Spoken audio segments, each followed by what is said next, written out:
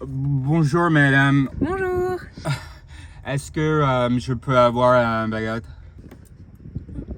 Ah, une baguette, oui, oui, oui. Hop. Tenez. Merci, connasse. Hello, my fellow risers. Gosh, you know what's the worst? You go to the bakery in Paris or in France. You want to practice your French. You want to show them you're a good traveler. And but you mess up one little word. Instead of asking for un pain au chocolat, you say une pain au chocolat.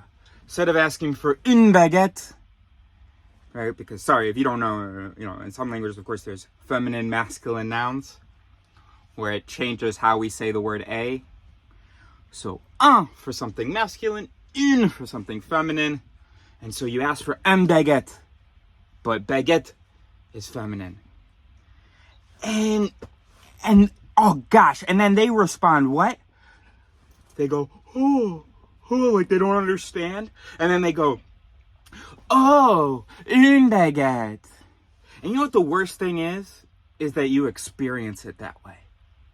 Is that you think that Parisians are being jerks, that they're correcting their customers right there on the spot and pretending like your French is incomprehensible. They aren't.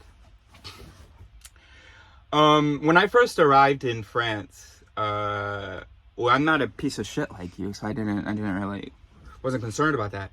But when I first arrived in France, I would sometimes ask whether a noun was masculine or feminine. Gilet. Is gilet, like a jacket or a vest, is gilet masculine or feminine? C'est masculin ou féminin? So I would ask a French person that.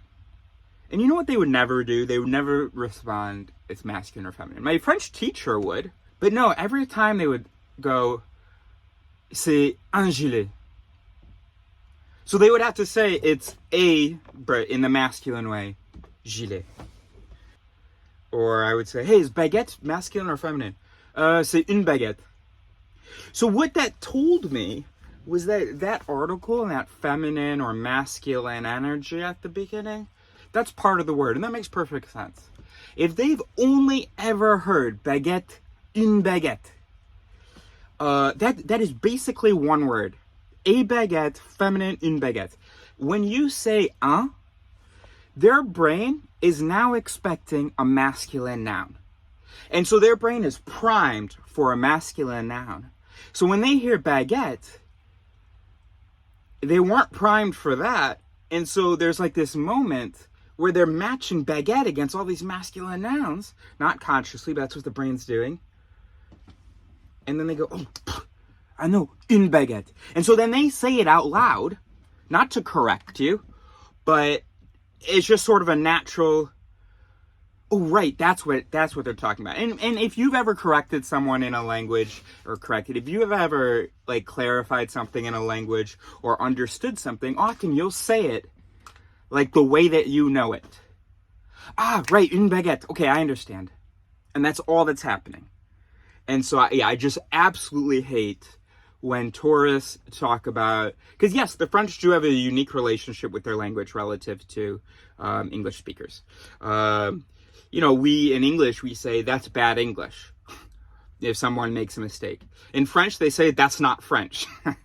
It's not even French. I don't know what you're doing right now, but it's not even French. We'll say that's not bad English or that's not correct English or something. So yeah, they do have a unique relationship, but that's not what's happening when you as a tourist say something incorrectly and then they say it correctly. It's just them understanding. It's like you had mispronounced the word. Can I have bread? Oh, bread. Yeah, absolutely. Absolutely. Let me get you some bread. Yeah, no problem. That's all.